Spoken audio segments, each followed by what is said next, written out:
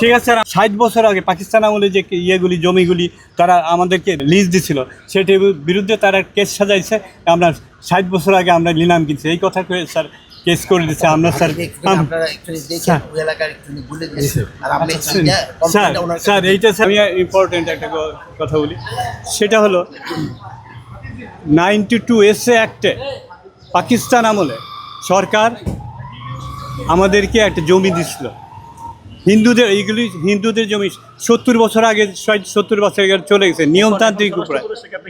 আমি স্বরাষ্ট্রমন্ত্রীকে বললাম যে স্যার, এই যে এই হাসিনার আমলেই তারা এই সুযোগটা পাইছে, তারা ওই ইসের আপনার বলতেছে যে আমরা 60 বছর আগে আমরা নিলাম খরিদ করছি, সেই নিলাম সে ভুয়া নিলাম খরিদ করে আমাদের একটা কেসের মধ্যে ফেলে দিচ্ছে।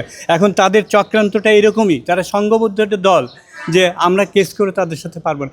যেহেতু 60 বছর পর এসে কেন তারা তৈরি করে কাগজ তৈরি করে আমাদেরকে এরকম একটা সমস্যার মধ্যে ফেলে, কোর্টের এটা উচিত এই এতদিন পরে যে এটা তারা এই ভুয়া কাগজ তৈরি করে তারা কোর্টে সাবমিট করে, এটা বাতিল করা করে, এটা সম্পূর্ণ ভুয়া। উনি বললেন থানায় ওনাদের সাথে কথা বলতে। আপনি কখনো ভেবেছেন যে একজন মন্ত্রী গাড়ি ভেবে তার করে কথা বলতে পারবেন, এটা কখনো ভেবেছিলেন?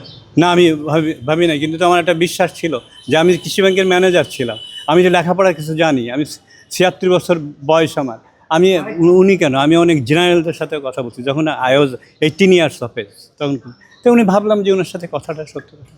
স্যার এই 60 বছর পরে সেই হাসিনার সময়টা সুযোগ পাইছে বা কেস করছে, করেছে সব জায়গাতেই স্যার। 60 বছর আগে ওই জমি আমরা সরকার আমাদেরকে দিয়েছিল স্যার, এখন স্যার এইরকম একটা ভুয়া। স্যার আপনার এই এখন স্যার ওই যে ভুয়া কেস করছে হিন্দু ধর্মাবলম্বী স্যার, সনাতন ধর্মাবলম্বী, তারা সব জায়গায় তারা সুযোগ পাইছে। যেহেতু হাসিনা পাওয়ারে ছিল, ঠিক ওই সময় যখনই সে পাওয়ারে আসছে তখনই তারা 60 বছর আগে পাকিস্তান আমলে যে ইয়েগুলি জমিগুলি তারা আমাদেরকে লিজ দিছিল, সেটির বিরুদ্ধে তারা কেস সাজাইছে। আমরা 60 বছর আগে আমরা নিলাম কিনছি, এই কথা কয়ে স্যার কেস করে দিচ্ছে। আমরা স্যার স্যার এইটা স্যার সরকারি ওই অর্ডারটাকে বন্ধ করতে, সরকারি যে কোর্টে যে কেসটা হয়েছে স্যার এটা ভুয়া স্যার। থানায় আসেন, আমরা এইটা স্যার সম্পূর্ণভাবে চক্রান্ত স্যার। আমি এই যে বললাম স্যার, ঠিক আছে স্যার, আমার একটা দরখাস্ত আছে, সেটা ওইখানে দিয়ে যাবো। থ্যাংক ইউ ভাই। ঠিক আছে।